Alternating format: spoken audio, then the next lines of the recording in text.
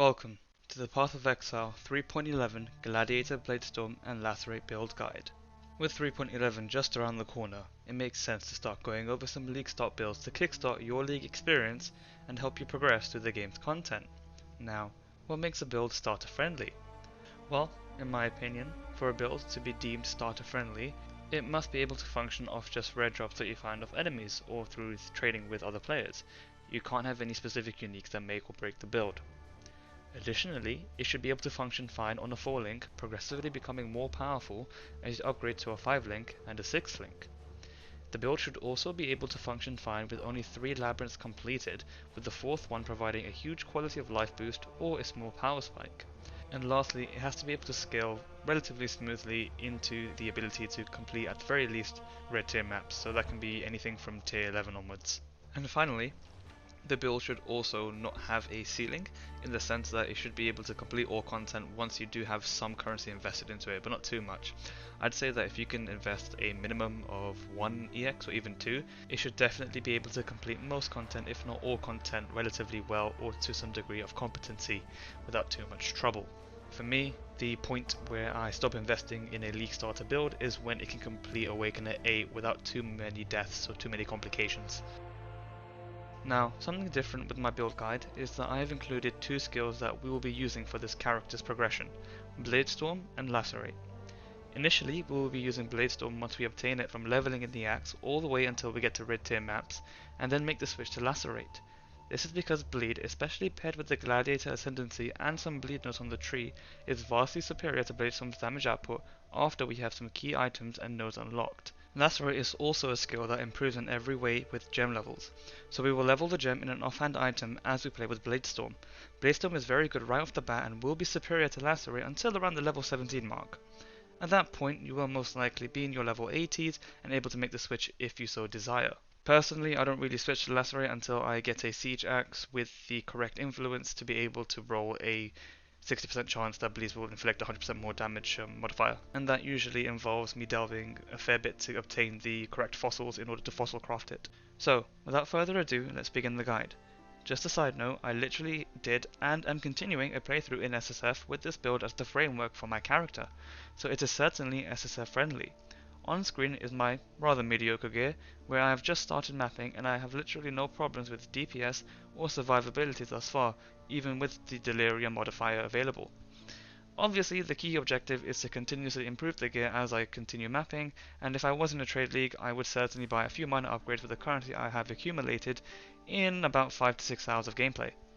Hardcore viability will require some tweaking, as it isn't the most tankiest build right off the bat, but it certainly is a viable option with a few changes here and there and some investments in life nodes, etc, etc. Timestamps will be in the description box below, and I'll also put them in a pinned comment for mobile users. Leave a like real quick and let's get cracking. Let's go over leveling. So upon creating your character, you don't really have much choice for skills, unfortunately. Bladestorm is only accessible once you hit level 28, and as a duelist we don't have access to Frostblades, which is a fantastic leveling AoE skill, as a starting skill or a skill obtainable from the NPC in the town. This means unless you have a friend or are willing to make a ranger and get to town and then choose Frostblades as a reward, so you can stash it and then transfer it to your duelist later, the only real option is using Dual Strike. So I'm going to present item links in the following subcategories. We've got our damage skill, our utility, our auras, our defensive skill, and our movement skill. Generally speaking, you'll be able to have your core gem setups by the end of Act 4, but let's go over a small checklist as you progress through the acts from Act 1 to Act 4 so you know exactly where you are at all times. By the end of Act 1, you should have the following. For damage, Double Strike linked with chance to bleed support and maim support. For our aura, War Banner will be our aura of choice. Movement, we will be using Leap Slam by itself. And additionally, if you want, you can pick up Ancestral Protector for some additional DPS on bosses. It's not mandatory, it's just nice to have. By the end of Act 2, you should have, for damage, Double Strike linked with chance to bleed support and maim support. Aura, War Banner, Herald of Purity, and Flesh and Stone. Our movement will be Leap Slam, now linked with faster attack and endurance charge and melee stun. For additional utility, we will be using Blood Rage, And before you finish Act 2, ensure that you've got Rage support and Close Combat support from Yuna, put them in your stash tab, and then we'll pick them up when we get Bladestorm in the next act. Once we get to Act 3 and complete the Sever the Right Hand quest, we can finally obtain Bladestorm as our primary skill. You'll be able to obtain all the support links except for Brutality support, which is acquired in Act 4. Now, in this order, you want to link Bladestorm. If, for whatever reason, you lack the socket and links because you just haven't acquired them, or you can't afford them, or whatever the problem is, socket the ones that you can in the order that I present on screen or the order that I say. You want to start with Bladestorm being your skill of choice.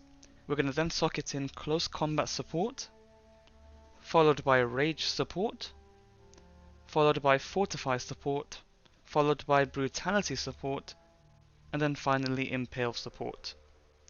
I'm also going to explain why we choose these particular gems, because I fully believe in it being able to educate you guys rather than just make you blindly follow a guide and say, hey, this is the best setup, go for it. So I'm going to explain every single gem and why we use them. Let's look at Bladestorm first. Bladestorm is an attack skill that shoots out tornadoes from our character with a unique interaction between two stances, Blood Stance and Sand Stance. Blood Stance will cause the tornadoes to be stationary, granting us additional attack speed while we are in the tornadoes, whereas Sand Stance causes the tornadoes to slowly travel forwards and grants us increased movement speed. This skill has very good synergy with the two auras that we utilize, Blood and Sand and Flesh and Stone. To make things simple, be in Sand Stance when you want to get around and kill loads of monsters, i.e. mapping, and use Blood Stance when you're in an encounter with a boss or one singular monster that's quite tough to take down. Now let's look at the 5 support gems that we can link Bladestorm to. First we have Close Combat support.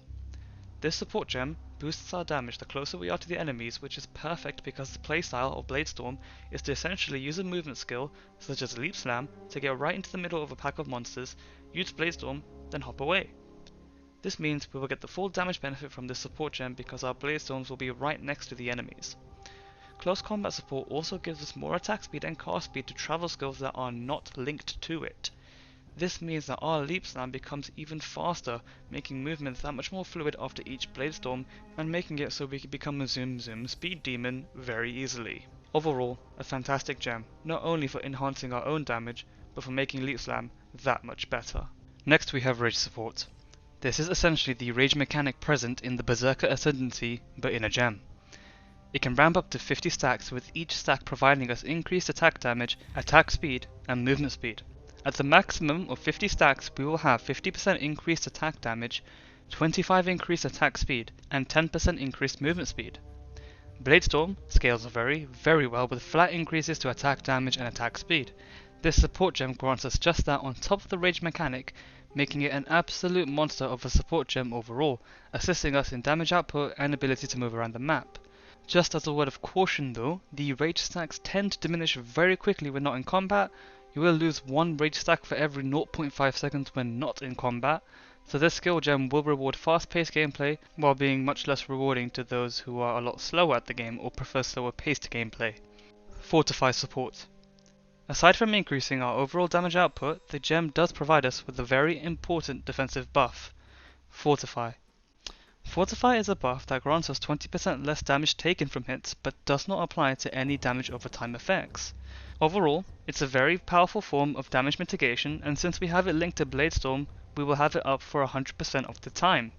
An argument can be made that you should link the support gem to a movement skill such as Leap Slam, so that we can substitute the slot for a gem that increases our damage much more. Now you could do that, but then you'd have to micromanage your Fortify buff, as it will only be up for 4 seconds before needing to be refreshed. Which, during mapping, might not be a big problem, but during a boss fight, it can be quite difficult to apply while you're constantly dealing with the boss mechanics and dodging spells thrown at you. Now, if you're quite adamant into removing Fortify and substituting it for something else, then I would probably recommend that you substitute it for something like melee physical damage support, because overall it does provide more damage, and the only reason you would switch it out is because you want more damage. Next we have Brutality support. This support gem is a gem that provides us nothing but raw damage. We lose the ability to deal any non-physical damage, so that means any additional elemental or chaos damage affixes we have in our gear will become redundant. This has an inherent advantage and disadvantage. The advantage is that enemies will reflect elemental damage, map mods can be completed. The disadvantage is that we can't do anything that has physical reflect. Overall, a very good gem, especially the awakened version if you can get your hands on one. And finally, we have Impale support. This skill gem allows us to reach 100% Impale chance. Typically, Impale based builds will utilize the champion ascendancy, but because we intend to switch to Lacerate, which is a bleed skill, Gladiator is best suited for us. The gem will provide us with total physical damage reduction, which on the surface looks like a fantastic stat or attribute, but in actuality it is rather poor. Now, unlike elemental penetration, we cannot reduce the enemy's armor or physical reduction stat to less than 0. Also, the way armor and physical reduction works is that the larger the hit inflicted, the less effective the physical reduction percentage really is. Now, as a defensive layer, enemy physical reduction is fantastic at preventing small chip damage, but it's extremely poor at preventing big hits or big chunks of damage, and we will most likely be dealing big chunks of damage to anything that isn't Shaper or Awaken at 8, basically. And when we're at the stage where we can take on that piece of content, we won't be using Bladestorm, we will have switched to Lacerate, which doesn't utilize the Impale gem, and will probably not utilize any form of physical enemy reduction. So the only benefit we're getting from this gem is the Impale chance and the small boost to our damage.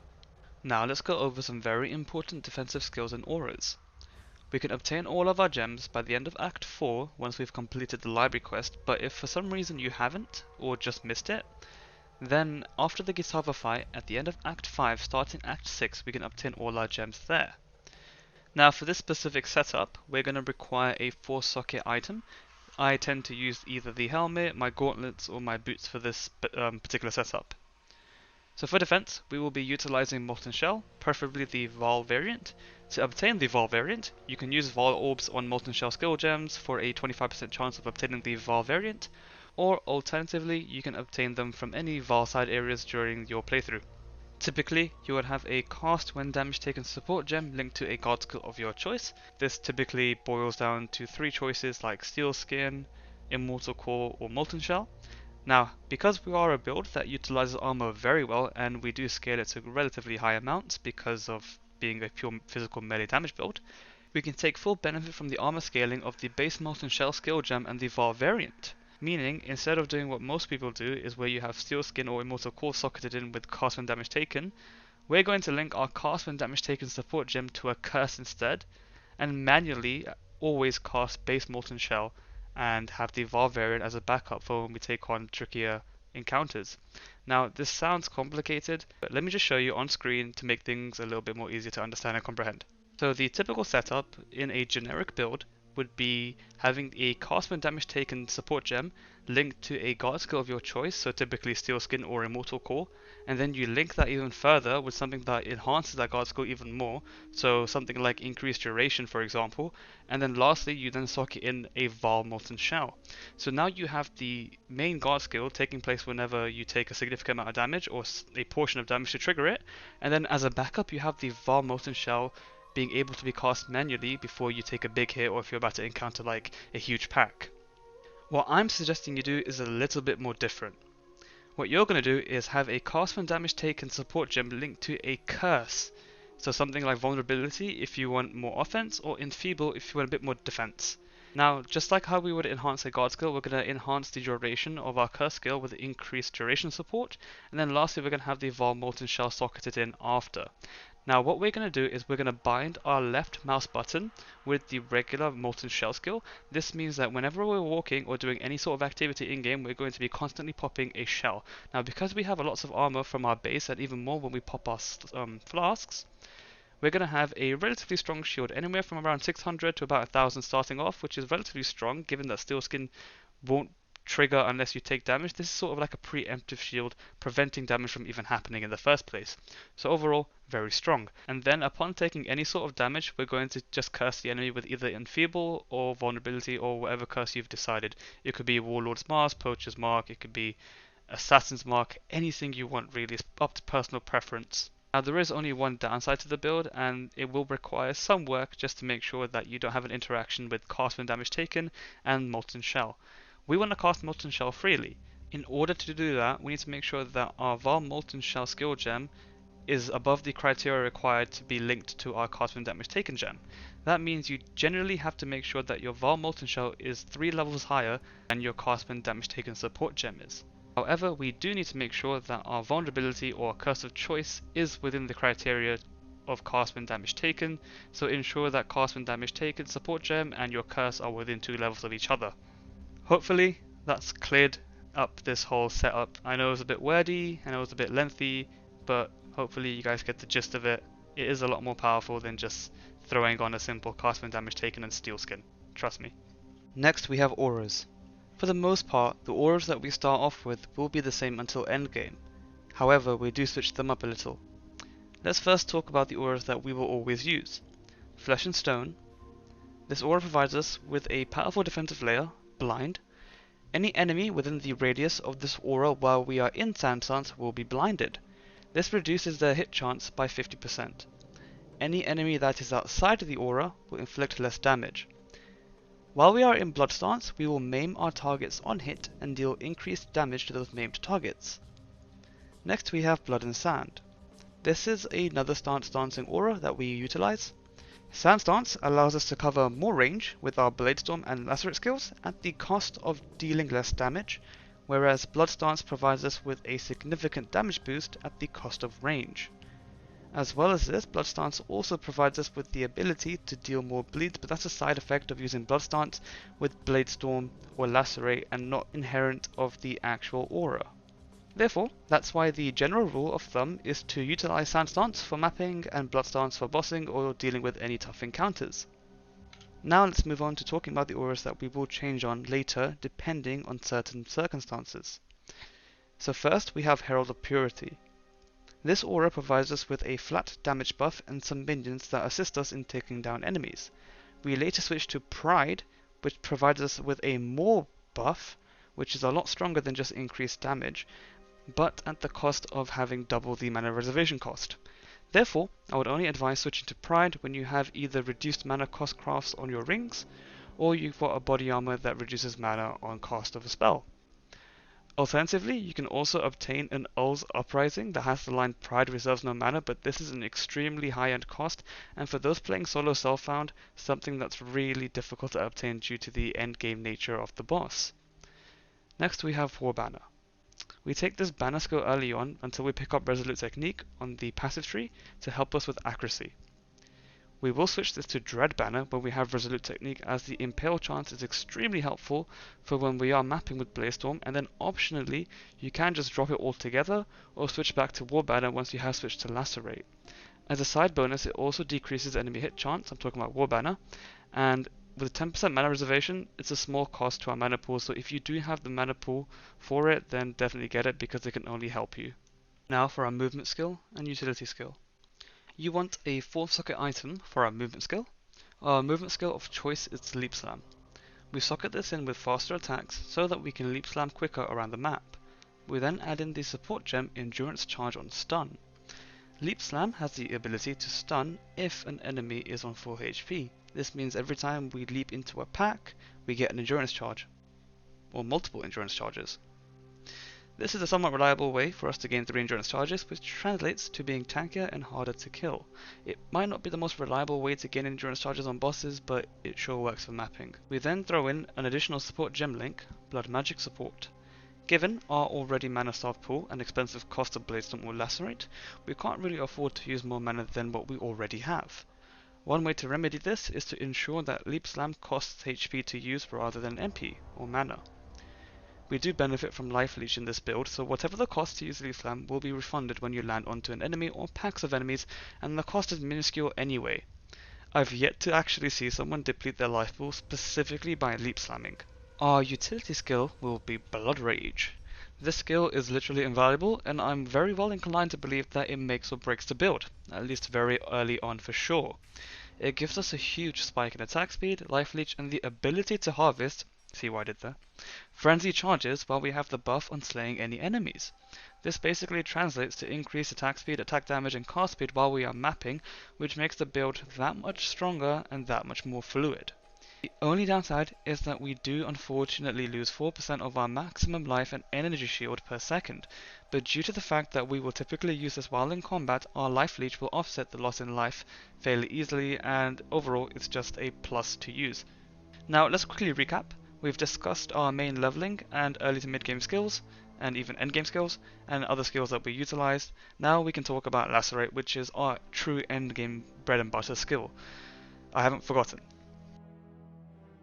So, Lacerate also benefits from stance dancing, like Bladestorm, and is superb for both mapping and bossing. We are a Gladiator that take advantage of 2 bleed ascendancies, and with Lacerate having an innate bleed damage built in, where Bladestorm does not, it makes Lacerate the superior skill, in my opinion. Let's first discuss the support gems. They do differ from Bladestorm quite slightly just because the playstyle is a little bit different. Bladestorm you jump into the middle of the pack and spam Bladestorm, whereas Lacerate you kind of jump to the side of a pack and then just obliterate them all. So, at this point you should hopefully have a 6 link, if not then a 5 link will suffice, but it's far from optimal. Firstly, we have melee physical damage. This is a new gem. This support gem grants us an increase in raw damage as well as a huge increase in bleeding caused by melee hits. It was made for Lacerate, and the thing about Lacerate, it's a melee skill, but it's also it kind of looks like a projectile. You're slashing the air and the shockwave is basically the Lacerate. Next we have Brutality Support. This gem serves the same purpose as it does for Bladestorm. It provides us with raw damage while preventing us from dealing any elemental or chaos damage. Next we have Fortify, again the same purpose as when socketed in with Bladestorm. We use this gem to gain the Fortify buff permanently, ensuring we take 20% reduced damage from hits. It also benefits us with an increased damage with ailments caused by melee hits, such as bleeding, something that it doesn't provide to Bladestorm. Next we have another new gem, Multi-Strike.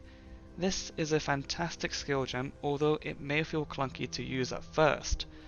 As well as providing us an increase in our damage, it will automatically cause a Lacerate to proc 2 additional times. Proc means basically to occur. This means one instance of using our skill will cause 3 Lacerate slashes to occur in quick succession without expending additional mana. So if you're not used to using Multi-Strike, then you might find yourself cancelling the skill more often than not at the start, which is kind of fine during mapping since you probably will destroy packs with 1 or 2 strikes. But if you're up against bosses, then you want to multi-strike for the whole duration, otherwise it will be a lost total DPS on bosses. Lastly, we have Ruthless Support. So the gem states that our third attack will be enhanced and do significantly increased damage. Now because we have multi-strike, you might be well inclined to believe that the third strike will have the Ruthless buff. This is unfortunately not the case. You see, the way Ruthless works is that the third time we physically cast or activate the skill is when the Ruthless interaction will occur. That means if you were to Lacerate to its full duration with Multi-Strike active, our 7th, 8th and 9th flash, which is the third activation of the skill, will be counted as Ruthless, whereas the others will not benefit from the buff at all. It is pretty strong and it gives us a nice little oomph for those slightly beefier monsters. And it stuns. That's always nice too. Let's talk about gear choices and gear progression. As much as I would love to tell you how much each gear or upgrade costs, it's kind of impossible due to meta shifts or what's flavor of the month or just what people really want. Now, the most I can do is generalize these upgrades and gear into 3 different categories: cheap, affordable, and expensive, and in the odd case, if I so deem worthy, uber expensive. I also want to state that these are not set in stone. Choose whatever gear you think is suitable, especially if that gear piece means that you cap your resistances or not. So for our helmet slot, we have a gold gem as the cheap, then cheap into middle tier depending on the time period of the league. We've got Devout's Devotion or the Stark Helmet. I have no idea how to pronounce it, so just refer to it as Bear Helmet. Then following that, from transitioning into the affordable to the expensive tier, we're going to have a armor-based rare helmet with a higher eye level, something around level 83. And what we're looking for in particular are high attributes, so this means high strength, dex, or int, depending on what you need to get the attributes for your skill gems. Then followed by something that gives percentage increase in life and flat HP, preferably 90+. And then finally, nearby enemies take percentage increased physical damage is also a bonus as well, which it won't really help us too much with bosses, but it'll help us with mapping. And then additionally, if you want, whatever resistance you kind of need as a last suffix. Enchant wise, you can literally choose anything. It could be defensive, looking into Molten Shell enchants, or it could be something pure offensive, like a Lacerate enchant, which is what I would highly recommend. So something, for instance, like Lacerate has 40% increased damage, or Lacerate deals physical damage, is a ideal choice if you're looking for a Lacerate enchant. They should be fairly inexpensive, nothing quite as expensive as something like an Ice Nova enchant. I just want to say, don't really stress too much about grabbing the correct enchant. Enchants should be viewed as something as the icing of the cake and are totally not needed to succeed with this build. Next we have weapons. So typically we are building around using an axe, therefore in terms of uniques we can use Jack the Axe or Soul Taker for a cheap unique that works. An upgrade to that would be any sort of axe with a high physical DPS figure. So a rare axe with about 300 plus DPS is considered something that's moderately priced or relatively affordable, not too expensive. A further upgrade to that would be having a PDPS axe of over 300 with the Elder Influenced mod, 60% chance for bleeding inflicted with this weapon to deal 100% more damage. That would be the most expensive axe in my opinion. Next we have our shields. Any rare shield with increased block chance, or a Daraso's Courage, or the Deep One's Hide are sufficient for cheap alternatives. So if you want to move up in cost, you have the Lion Eyes Remorse, which is fantastic, and then an endgame based shield would probably be the Surrender, as it provides massive survivability and also gives us the ability to do Reckoning, or to have the skill Reckoning, which increases our DPS, which is not really known for a shield, but it works. Moving on into the Amulet slot.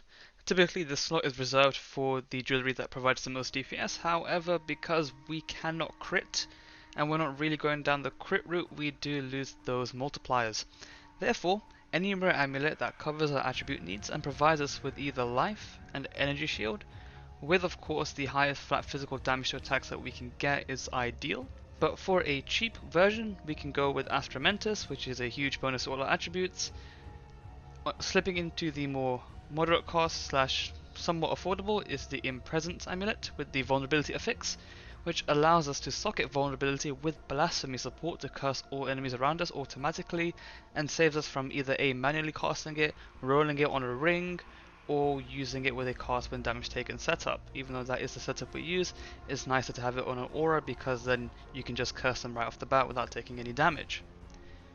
Moving on to endgame expensive territory, aka uber expensive territory, we have Ael's Uprising with the Pride Affix, allowing us to add Pride to our aura pool, providing huge damage bonuses with no added mana reservation cost. Which means we can keep our Herald of Purity, we can add in Pride, we can keep our Blood and Sandstones, and we can even throw in something like Skitterbots as well for additional shock, even though I don't think that's very necessary. Moving on to Anoint. There are only 2 anoints that I really recommend because nothing else really is worth it from a cost perspective. The first one provides a direct boost to our DPS and is something I recommend due to how cheap it is. It's called Dirty Techniques. Now you could just map to it via the passive tree because, well, it's in our proximity, but I think anointing is better because you save yourself 3 passive points which can be further allocated elsewhere. The other has to be anointed because it's literally on the other side of the passive tree is Whispers of Doom. This allows us to have 2 curses available instead of just 1. That means that if you utilize a ring combination, for instance the Mark of the Elder, with say a Shaper's Ring, you can then roll a second curse on that Shaper's Ring to go with our vulnerability like the Assassin's Mark, which although doesn't benefit us because we don't crit, we do get the benefit of them giving us life and mana. So it's just something to take into consideration. If you don't want to rock that combo, it's absolutely fine. You can rock Temporal Chains to slow down enemies in proximity, or alternatively you could use something like Enfeeble so you have a vulnerability and an Enfeeble combo going, so not only do the monsters take more damage, they also have a higher chance to miss and deal less damage in general. Moving on to the ring slot. As a base, any rare ring that covers the needed elemental resistances with additional life, and preferably some flat physical attack damage and attack speed is ideal. For the base, we can have a steel ring if we need damage or if we're looking for damage. Otherwise, try and get a two-toned ring or two-stoned ring if you need additional resistances. Moving on in terms of cost, even though the rings can vary in cost depending on what mods you have, I think the unique option would be going for a Mark of the Elder with a Shaper's Ring so that our melee skills get 80% additional damage. Moving on, we have the belt slot. So typically for a low cost setup, something that's very cheap and affordable is a leather belt, covering the needed elemental resistances with life and attributes. You could use a different base belt other than leather. You could use a heavy belt. You could use a rustic sash, however you pronounce it, that increases global physical damage. It's up to you. The upgrade to that would be using a Stygian Vice, which is irreplaceable because it can roll the exact same things as the other build, but the unique implicit with this particular build is the fact that we can socket in one Abyssal Jewel, and that jewel can provide us with either additional utility, additional life, or just flat out more damage. So for your Stygian Vice, what I recommend that you aim for in terms of affixes is the needed elemental resistances to cap your elemental resistance, followed by some life and any additional attributes. Then what you can also get is additional armor, which will buff up our molten shell, and then as a bonus, if you can, try and get the percentage increased damage. And for the Abyssal Jewel, this can be anything. What I tend to go for is an Abyssal Jewel that provides flat life and flat physical damage. Ideally, I would corrupt the physical jewel to see if I can get something along the lines of an implicit that reduces the total physical damage reduction of an enemy, even by just 2%. It helps in maps. Doesn't really help too much with bosses because they have a lot of life anyway. Moving on to the glove slot. So any sort of glove or gauntlet that aid us with elemental resistances, life, flat physical damage and attack speed. I'm not sure if you can see a common theme here with this build, but a lot of rares can be used for pretty much anything. We can also fix our mana leech issues here with the physical attack damage leech as mana fix, which is helpful if you're struggling with mana. As a base, try and aim for the spiked gloves since that increases our melee damage by a 16 to 20%. The upgrade to this would be having the spiked gloves influenced with a Warlord's influence that allows us to roll a few unique affixes, such as but not limited to rolling percentage increased damage over time, helps our bleed, +1 to maximum frenzy charges. Because we run Blood Rage, we will be constantly gaining frenzy charges, and having them from 3 to 4 is a good boost. Additionally, you can also roll the percent increase to melee damage. So overall, great DPS increase if we can get the Warlord influence on the gloves, but don't bet on that, or if you are in a trade league, then it can be very expensive because they are very unique. Finally, we have our boots. Not too much to be said here. So for our boots, I would just recommend either a rare boot of anything, preferably armor base, covering all the needed elemental resistances and attributes that you need. In terms of movement speed, try and aim for around 30% or 35% being the best. Even though we don't really need movement speed because we will be leap slamming pretty much everywhere and to everything. So if anything, the movement speed would just be a nice little quality of life fix. In terms of uniques, if you want to use a unique, you can use the Comb's Roots. This prevents us from being rooted or stunned, and additionally provides us with a huge life pool. And since we aren't socket staffed, because we don't utilize totems, because I'm lazy, you can if you want, we have sockets to spare. So, for a further upgrade from either the rare boots or from the Comb's Roots, we can acquire boots that are influenced with the Hunter influence. We will aim for the affix bleeding you inflict deals damage percentage faster. Alternatively, we can opt for a more defensive boot setup with a Redeemer influenced boots to provide us with a percentage chance to dodge attacks or spells as affixes. Now, unfortunately, we can't take any benefit from the elusive or gaining tailwind on our boots because we don't crit. However, if you are adamant on wanting those boots, then I would highly recommend you remove the resolute techniques on the passive tree. Get yourself this shield. I can't pronounce it, so we're just going to say the unique rawhide tower shield. Begins with L-Y, yep, is on the screen, you know what I'm talking about. This makes it so our hits can't be evaded, which is essentially the same thing as having 100% hit chance. And then you could probably stack a few crit multis and crit chance on your amulet and other pieces of the boots to increase your critical chance, because we don't typically take crit chance or any crit multis in the passive tree. And then you can rock Tailwind and Elusive on your boots and have them at a somewhat reliable rate proccing. I just want to reiterate that is very, very expensive and definitely not something that's considered League Star or something that you should strive for. It's literally the end game goal of min-maxing. That should cover all the slots. Now, the beauty of this build is that we don't actually rely on any uniques.